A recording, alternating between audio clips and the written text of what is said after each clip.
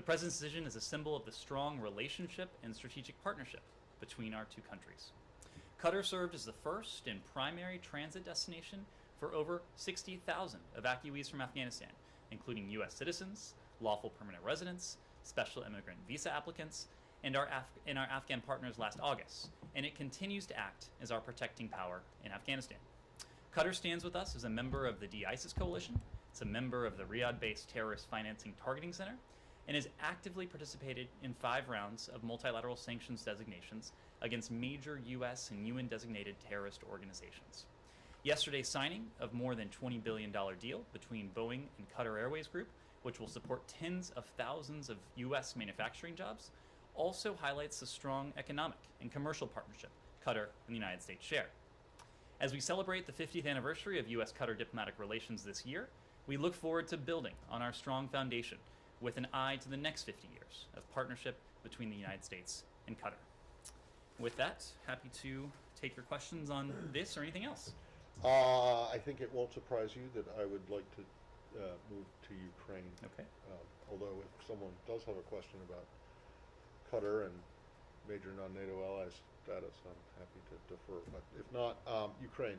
So recognizing that a lot has been said today about Ukraine by President Putin, by Foreign Minister Lavrov, by Secretary Blinken on Twitter, by senior U.S. officials, is there anything new that you can report to us in terms of the diplomacy and what that will look like going forward? You will have seen that Putin said that he was open to continued talks, but there doesn't seem to be any kind of, at least not yet, there doesn't seem to be any kind of definite timetable for that. So Matt, as you know, we issued a written readout of the Secretary's call with Foreign Minister Lavrov earlier today. I won't go through that as everyone has it now, but I'll make a couple other broad points. The Secretary made clear to Foreign Minister Lavrov, as he has before, that we are prepared to engage in serious diplomacy with the Russian Federation on a reciprocal basis. He also made clear that the non-paper we sent over, our response to the so-called treaties that the Russian Federation published the other week, contain a wide range of serious substantive proposals. And we believe, when you think about the Venn diagram between our security concerns, the collective security concerns of the United States and the transatlantic community, and then the stated security concerns of the Russian Federation, we believe that there is an intersection there where we can address those mutual concerns on a reciprocal basis. Those, of course, include our concerns, the concerns of our allies and partners, but also the stated security concerns of the Russians. Now, that will require intensive, substantive, serious, sustained diplomacy if we are to get there. We are prepared for that. The Secretary also made the point that this diplomacy, if it is to bear fruit, will need to take place in a context of de-escalation. That is something, of course, that we have yet to see. We heard from Foreign Minister Lavrov this morning, and I will primarily leave it to the Russians to characterize their response, but that we heard again that they are working on a formal response to the U.S. non-paper that was sent over the other day. That draft will go to President Putin, as we have known and expected all along. And when President Putin has a chance to review it and approve it, it will be coming to the United States. We understand that once that takes place, the Russians, too, are willing to engage in continued dialogue. As to what form, as to the timing, that will depend on the receipt of the Russian response to our response. So you keep talking about this Venn diagram and the overlapping areas, but the thing is that President Putin said today that you guys have ignored their main requests, and that's not exactly true, you guys haven't ignored them. You've just flat out rejected them and told them that they're non-starters and you're not going to. So you're well aware of what they are, and you're not ignoring them. You're just saying, no, we're not going to go there. So I'm just wondering if, given that, if you think that there is still an opportunity to resolve this without getting into what the Russians' main concerns are. We heard from President Putin a variety of things. I will leave it to the Kremlinologists out there, budding, professional, amateur, otherwise, to read the tea leaves and try to interpret the significance of those remarks. For our part, we don't necessarily need to do that because we know that a formal response from the Russian Federation is forthcoming. We heard that again today from Foreign Minister Lavrov. So we have been clear and consistent since we started this process that there are areas where we believe there is maneuverability, that there is room to engage in substantive discussions together with our allies and partners with the Russian Federation on areas where, frankly, we have security concerns. The Russians will put their concerns on the table. And again, in full coordination with our allies and partners, we'll see if there is room to address those concerns. We believe there is. Now, to your question, the response that we provided to the Russian Federation the other day, it did address the points that have been raised by the Russian Federation. That doesn't necessarily mean that the Russians will agree with the way in which they were addressed. And I think, as you've heard us say all along, it will not come as a surprise to you that there are some areas where we think diplomacy can lead to progress, can redound positively on the security interests of the United States, of the transatlantic community, but also potentially Russia, while other areas are non-starters. And those areas that we've said all along are non-starters. The idea that a country, any other country, can impinge on the security arrangements, the alliances, the partnerships of another country, the inviolability of international borders, sovereignty, territorial integrity. You're right that there is no trade space, none, when it comes to those issues. That should not, and I assume did not, come as a surprise to the Russian Federation or to anyone else as we described what was in our response, because we've been crystal clear about that. Francesca. How do you envision this intensive, substantive, sustained, serious diplomacy we're talking about? Is this going into rounds of negotiations in Geneva over 1-2 years with Russia? Is that what you're envisioning? I don't think that time frame is what any of us have in mind as an initial matter, at least. What I can say is that for the past several weeks, we have been, together with our allies and partners, engaged in diplomacy with the Russian Federation in a variety of venues and fora. We have done this bilaterally through the Strategic Stability Dialogue that Deputy Secretary Sherman engaged in with her Russian counterpart, Mr. Ryabkov, in Geneva the other week. We have done this in the context of the NATO-Russia Council, together with our NATO allies. We've done this in the context of the OSCE, with all of the participating member states of the OSCE, of course, of which Russia is a member. And Secretary Blinken had an opportunity, again bilaterally, but outside the formal SSD context, the context of the Strategic Stability Dialogue, to engage with Foreign Minister Lavrov in Geneva the other week. So we are prepared to continue through all of those venues, through all of those fora. What matters most to us is that our diplomacy, our collective engagement with the Russian Federation continues to be conducted in full consultation and coordination with our partners and allies. Oftentimes that will take place, we expect, with our allies and partners sitting next to us at the table, as would happen at the NATO-Russia Council, at the OSCE. If it were to involve another bilateral engagement, which we are open to, we would continue to do that in full consultation and coordination with our allies and partners. Nothing about without. That is not a mantra that we are ever going to abandon or discount in any way. And I think you actually saw that today after Secretary Blinken had an opportunity to speak with Foreign Minister Lavrov. He then immediately picked up the phone and spoke with NATO Secretary General Jens Stoltenberg, OSCE Chairman in Office Zbigniew Rau, EU High Representative Josep Borrell. The Secretary thought it was important to engage them immediately on his discussion with Foreign Minister Lavrov. They had an opportunity to discuss that engagement. They also had an opportunity to discuss our approach to the Russian Federation going forward, both in terms of diplomacy and dialogue, which remains our preferred course, but the alternative course that we are continuing to pursue, the course of defense and deterrence. Now, are you in any way more confident today after hearing from Foreign Minister Lavrov, after hearing President Putin at his press conference, that an aggression against Ukraine can be avoided by diplomacy? I'd make a couple points. One, this is not about optimism. This is not about pessimism. This is about a clear-eyed approach to what to us and what to our allies and partners is a clear threat to international peace and security.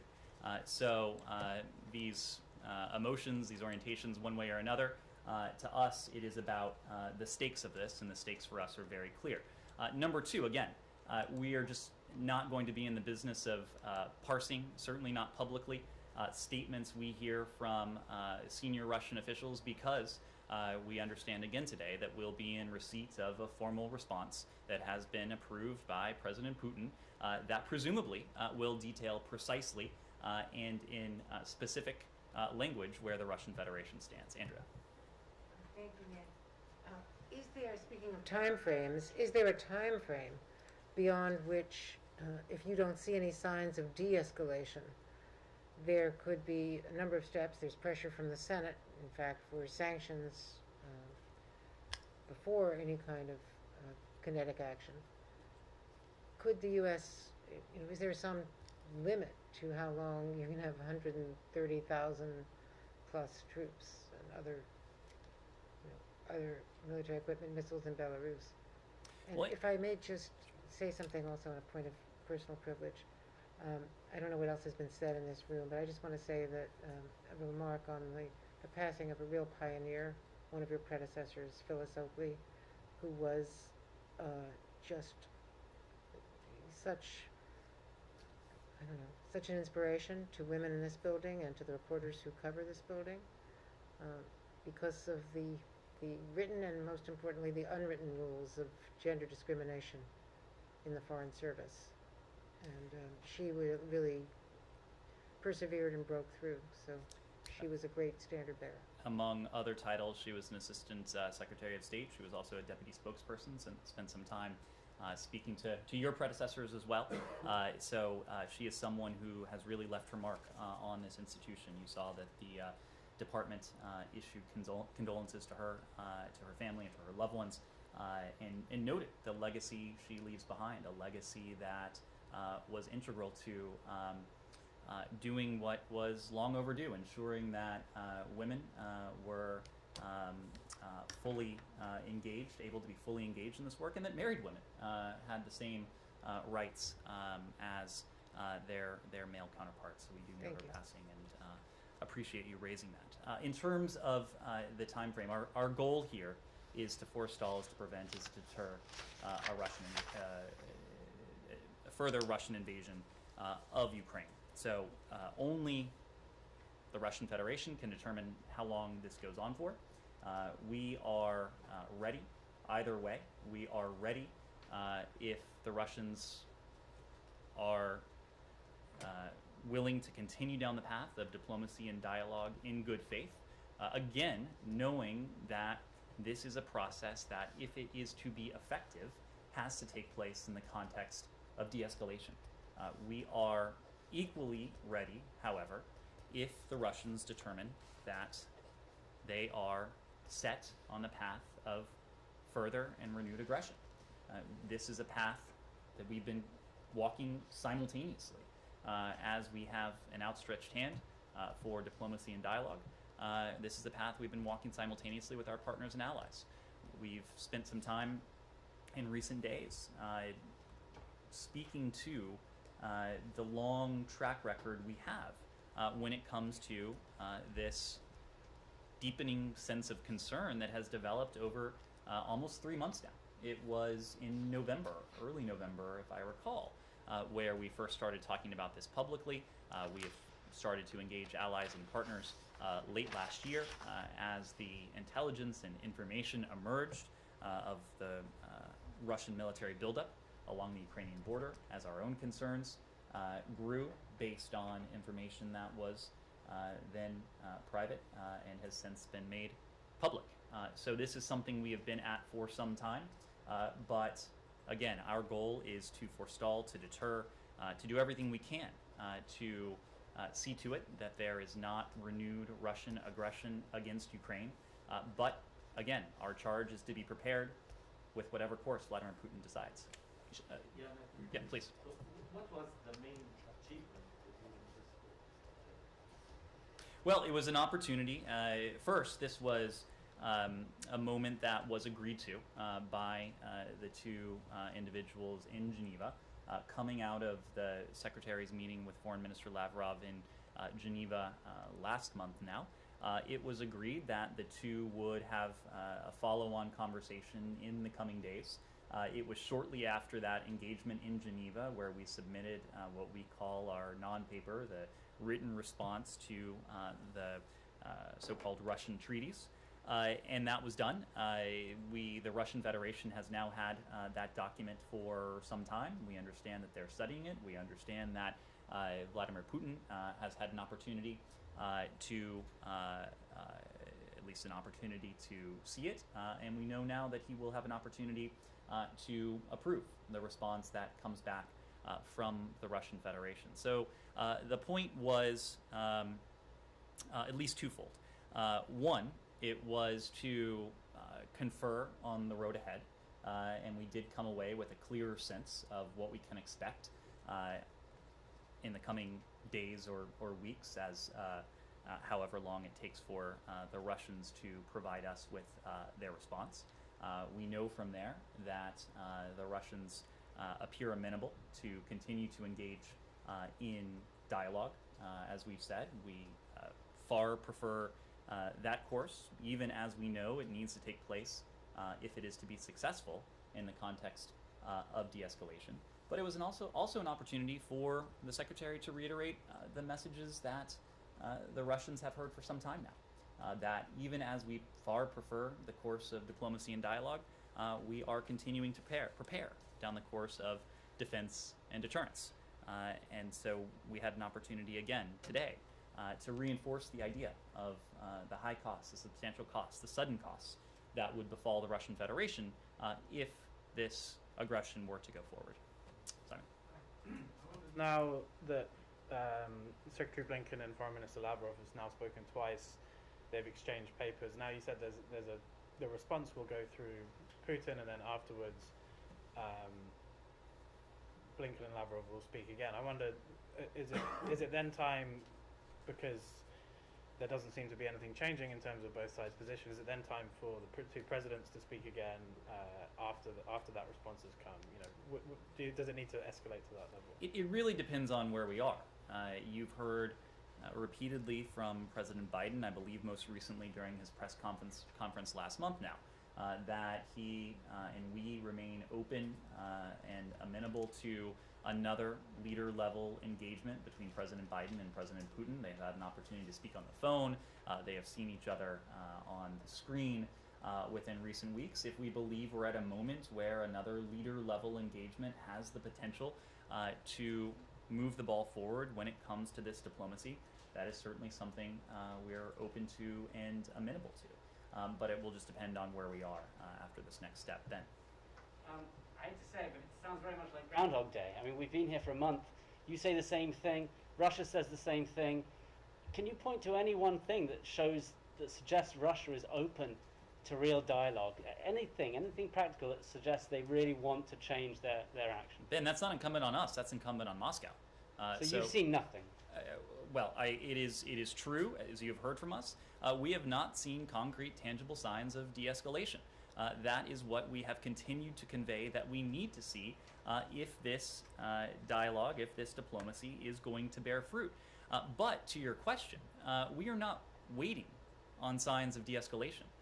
We are not sitting on our hands calling for de-escalation, and we are moving forward as quickly and resolutely as we can to proceed down this path of defense and deterrence. Again, this is about defensive steps that we are taking as an alliance, as a NATO alliance, defensive steps that we are taking to shore up the defenses of our partner Ukraine, steps that we are taking to deter a Russian invasion or renewed Russian aggression against Ukraine. Some of that is consistent with the defensive steps that we've taken. Some of that lies in the fact that we've been very clear, not only the United States, but our European allies and others, about the massive costs, economic, financial, and otherwise, that would befall the Russian Federation if an invasion, renewed aggression, were to go forward. You've already seen manifestations of those costs even in advance of the imposition of any new sanctions or authorities on the Russian Federation. We've talked about this before, but the Russian stock market has declined significantly. The value of the ruble has declined significantly. Market participants are growing increasingly pessimistic about the implications of the sanctions and the economic measures that we've talked about were they to go forward. So that, I think, is just a preview of what would transpire were these measures to be fully put into place. So, to recap, that is a question that is best addressed to Moscow. It's incumbent on Moscow to de-escalate. We are not waiting for de-escalation. We are open and prepared to engage, continue to engage in diplomacy, but we are also moving ahead swiftly down the path of defense and deterrence. And just there was some confusion about the letter that was received yesterday. A few senior administration officials appeared to say that was the letter from Russia they were expecting. It was reported, and does that suggest that you don't know what's coming in that letter? That well could have been the letter when you first saw it? Why the confusion? No, there was never an intention to suggest that was the formal response from the Russian Federation. What one of your colleagues reported and what you heard from senior State Department officials yesterday is that we received a follow-up from the Russian Federation. I will leave it to Foreign Minister Lavrov and the Russians to characterize what exactly they intended by that, but Foreign Minister Lavrov spoke to this missive publicly over the weekend, and we understand again today that we'll be receiving a formal response from the Russian Federation once it has been approved by President Putin. Yes? Can I warn you, though, that Ben's first question, since tomorrow literally is Groundhog Day, you should expect the same question again. I may have a similar answer. Yes, And please. in which case it would just It would be in keeping prove with- the prophecy true. Yes, please. TV and Discovery from Yes. Poland. Yes. Andrea mentioned sanctions, and as diplomacy seems to be going nowhere now, isn't it high time to start strengthening the eastern flank of NATO? And you mentioned Polish Foreign Minister Zbigniew Rau a moment ago. He is coming here tomorrow, and he will be talking about that. And he's also meeting with Secretary Blinken later this week. So could you preview those talks with the secretary, between the minister and the secretary? So to your first question, isn't it time to strengthen the eastern flank of NATO? The answer is unambiguously yes. We have been talking about that for weeks now.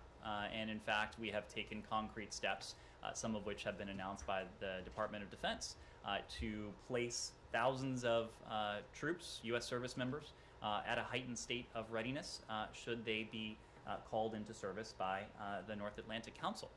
We have worked concertedly with our NATO allies, including our allies on the eastern flank, to work with them to prepare for the eventuality, possibility, of further Russian aggression. We will continue to take steps to reassure, to reinforce defensive steps NATO's eastern flank, because we agree it is important.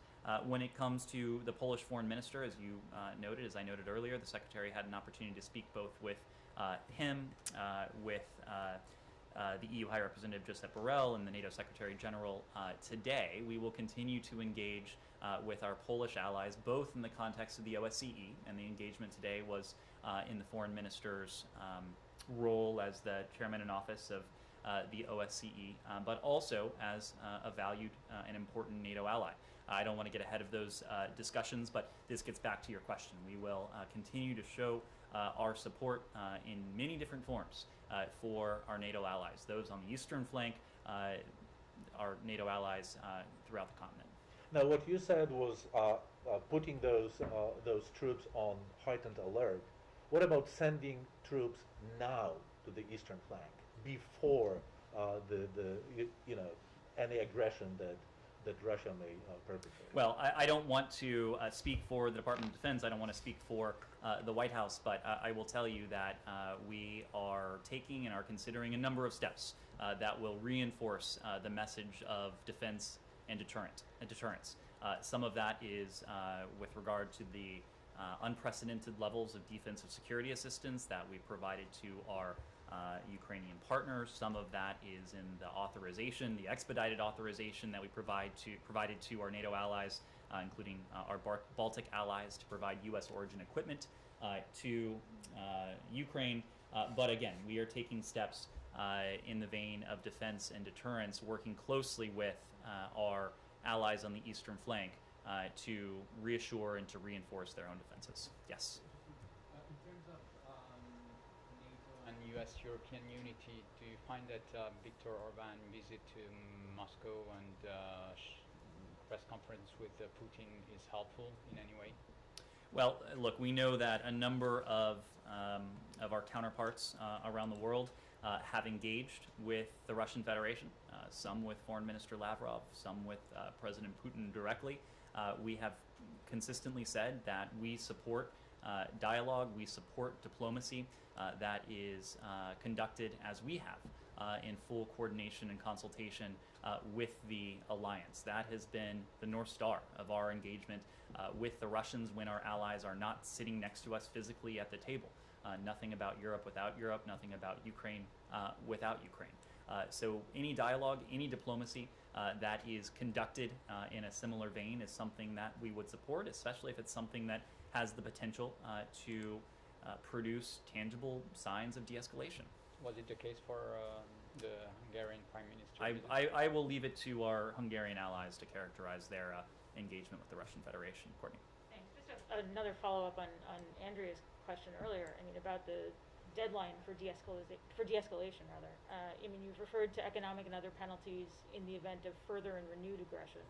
But does that mean that the status quo can endure indefinitely as you continue hoping for a diplomatic breakthrough? I don't think anyone wants to see the status quo endure indefinitely. And I say that because this massive Russian buildup along the border with Ukraine, the dispatch of troops into what should be sovereign, independent territory of Belarus, all of this heightens tensions. All of this increases the possibility of, whether by accident, whether by miscalculation, whether by the fabrication of pretext, that this buildup gives way to conflict. That is certainly not something we want to see happen. So no one is happy about the current situation. No one wants to see this buildup remain as it is for any longer than is necessary. That's why we've continued to call for de-escalation, and why we have continued to call for tangible signs of de-escalation. Let me move back to Peter. Yeah, I wanted to actually to follow up on that same point. I mean, because all of this seems to put the US in a very kind of reactive position where there's a risk of State Department priorities being set by Vladimir Putin. Is there a point at which this diplomatic process, taking up so much of the Secretary's time, so much of other senior officials' time, and ultimately surely detracting from efforts to pivot to Asia and focus on competition with China, is there a point at which this just needs to end? We're a large country. We're a large department.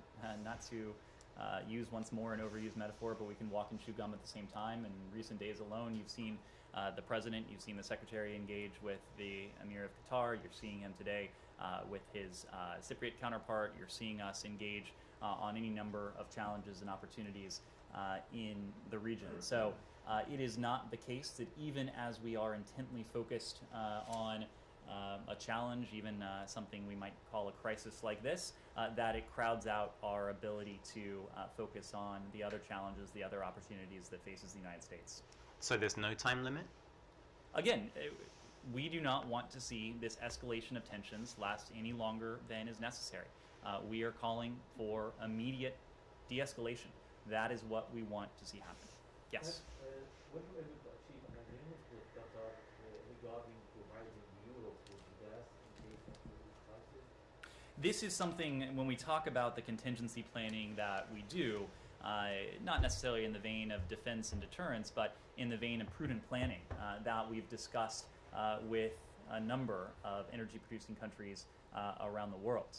We know that the strength, we know that the severity, we know that the suddenness of the measures that we are prepared to put in place on the Russian Federation could have impacts well beyond Russia, including in terms of energy supplies. And so that's why we have had regular, frequent, substantive conversations with countries around the world on how we might mitigate some of those impacts, and we certainly believe we'll be in a position to do so.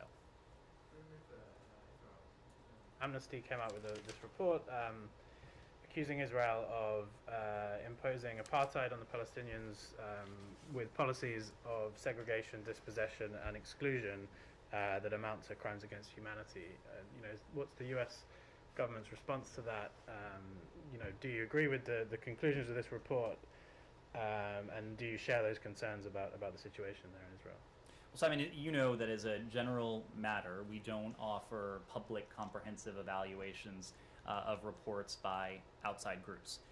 We have our own rigorous standards and processes for making determinations on potential human rights abuses, for documenting what we see take place around the world, including on an annual basis in the Human Rights Report. What I will say, however, is that we reject the view that Israel's actions constitute apartheid. The department's own reports have never used such terminology. We are committed to promoting respect for human rights in Israel and the West Bank and the Gaza Strip. We have an enduring partnership with Israel, and we discuss a wide range of issues with our Israeli counterparts, including those related to human rights. We support the efforts of the Israeli government, of the Palestinian Authority, alongside human rights activists, to ensure accountability for human rights violations and abuses. And we continue to emphasize to Israel and to the Palestinian Authority the need to refrain, as you've heard us say repeatedly, from unilateral actions that exacerbate tensions. This includes the annexation of territory, settlement activity, demolitions, incitement of violence, and the providing of compensations for individuals imprisoned for acts of terrorism. We take all allegations of human rights abuses seriously. That is true around the world, including allegations of arbitrary detention, and we continue around the world to urge respect for human rights. Do you think it comes from a place of anti-Semitism to make those accusations? That's what Israel's response to Amnesty has been. We have had an opportunity to speak about this with our Israeli counterparts. They have conveyed their objections to the report. As we've noted, we don't offer our own public comprehensive evaluations of reports, but we certainly reject the label that has been attached to this.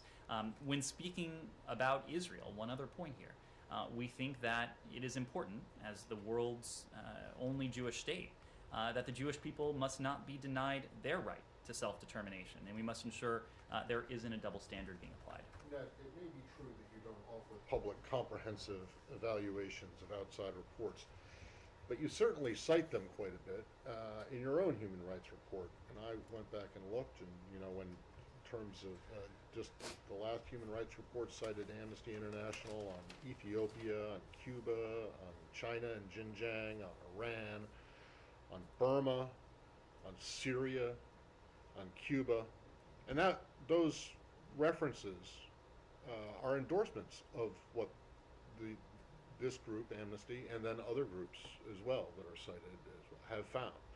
Why is it that, without taking a stand or making a judgment about the findings of this particular report, why is it that all criticism of Israel but from these groups is almost always rejected by the U.S. and yet accepted, welcomed, and endorsed when it comes out, when the criticism is of other countries, notably countries with which you have significant policy differences? Matt, I would make a couple points. Number one, when we include a footnote in something like these are footnotes, Ned. These are when we cite, yes. which it's a game of semantics, I suppose, but whether you call it a citation or a footnote. Well, when it says in the report, Amnesty International found this X Yes. in Xinjiang with the Uyghurs, and we determine that we think that it's a genocide, and you guys come out and cite that and say, well, we also agree that it's a That genocide. is a far cry, Matt, from I'm not saying it's the that same we thing, have but comprehensive agreement with a third-party report that was produced by an outside group. So it's just when it's criticism of Israel that you feel free to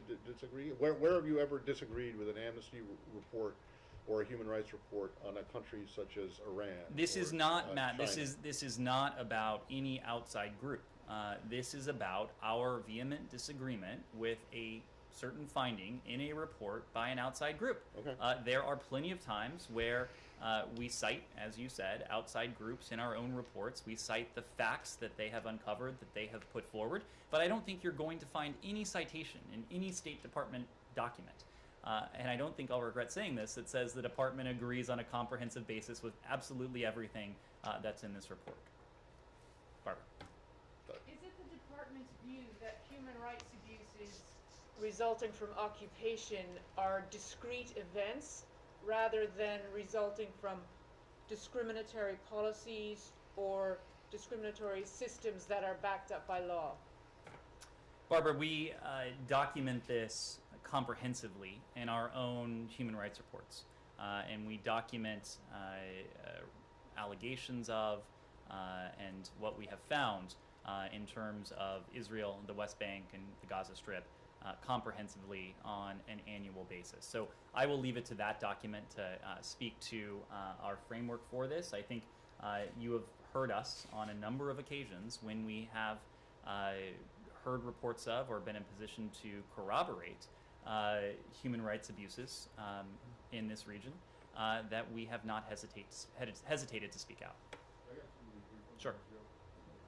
One is, you may have seen that the Israeli military today said it was censuring or reprimanding several soldiers for their role in the death of, or leading to the death of a Palestinian American.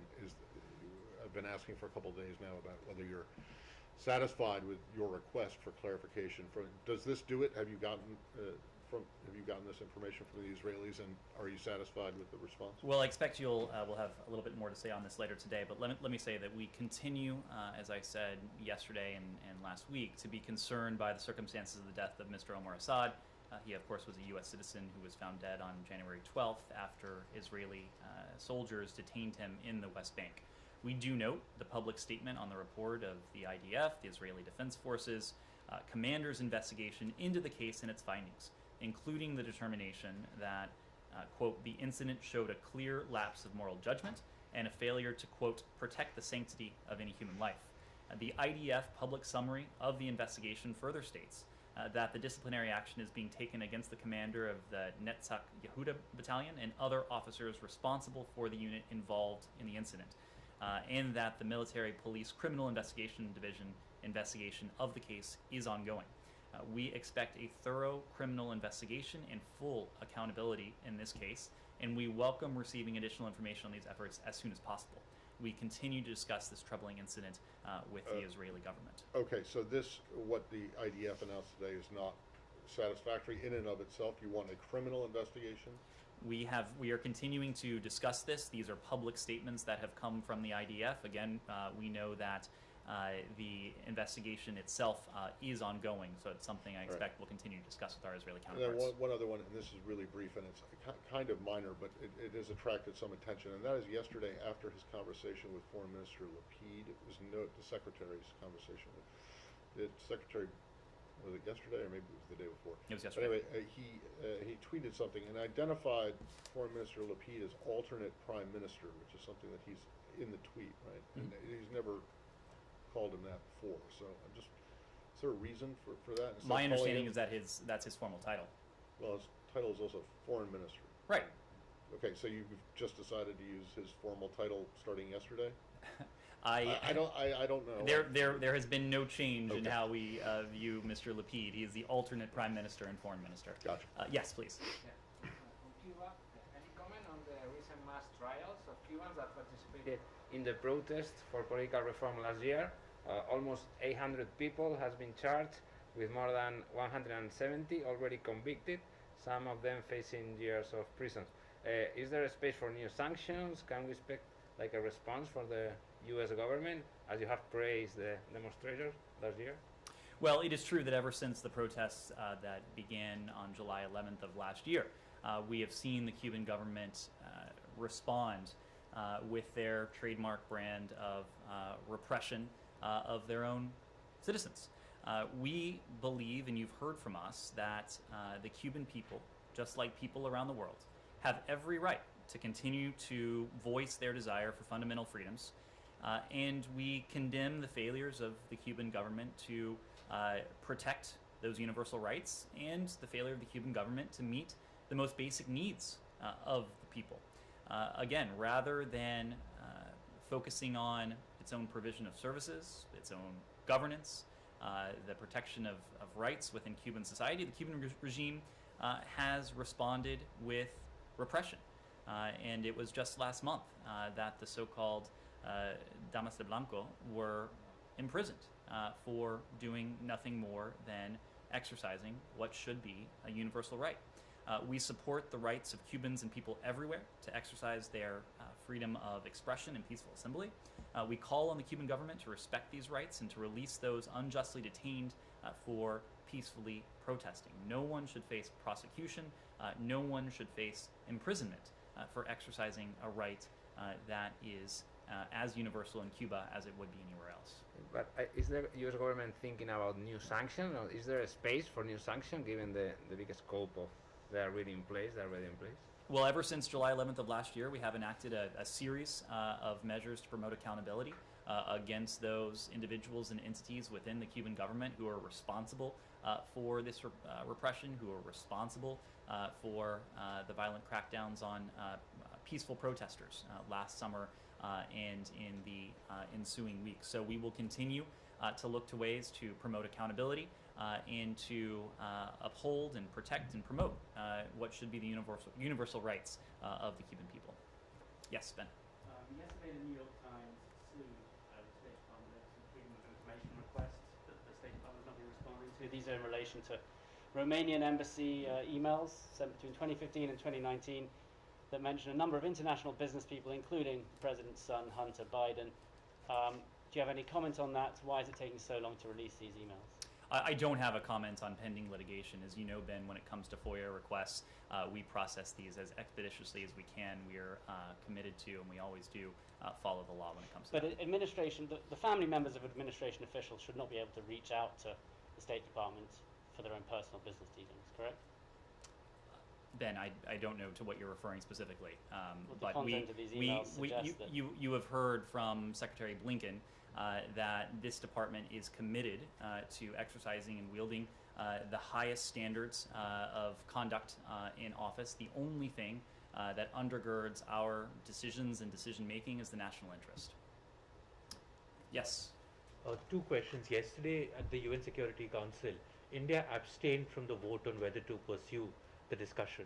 Russian officials have thanked India for this abstention. Were you disappointed? Again, I think what we saw in the Security Council yesterday were countries from around the world voicing their concern with this Russian military buildup that has needlessly provoked a crisis, an international threat to peace and security, the very reason the UN Security Council took this matter up in the first place. And you heard from a variety of countries that the international community is firmly behind the path of diplomacy and dialogue. That's what we heard coming out loud and clear of the UN session yesterday. Sure. One, have you guys yet decided whether or not what happened in Burkina Faso was a coup? And the reason I'm asking this again today is because the Millennium Challenge Corporation says that it has suspended, it's more than 400 million, but I think it might be 450 million. Mhm. But anyway, they've suspended a big chunk of their program to Burkina Faso. So has the State Department made a determination on this? So we are evaluating the impact of what we've seen transpire in Burkina Faso in recent days on our engagement with the country. It's too soon for us to get into specifics in great detail, but we've called for restraint by all actors as we carefully review the events on the ground for potential impact on our assistance. What I can say now is that we have paused most assistance for the government of Burkina Faso as we continue to monitor the situation. Well, can you be a little bit more specific about that? I can't. When you say most, what does that mean? Most means most. It means the majority. I can come up with other synonyms, but no, I just I'm No, not in a I'm not position looking now for a to. synonym for most. I'm looking for like a number.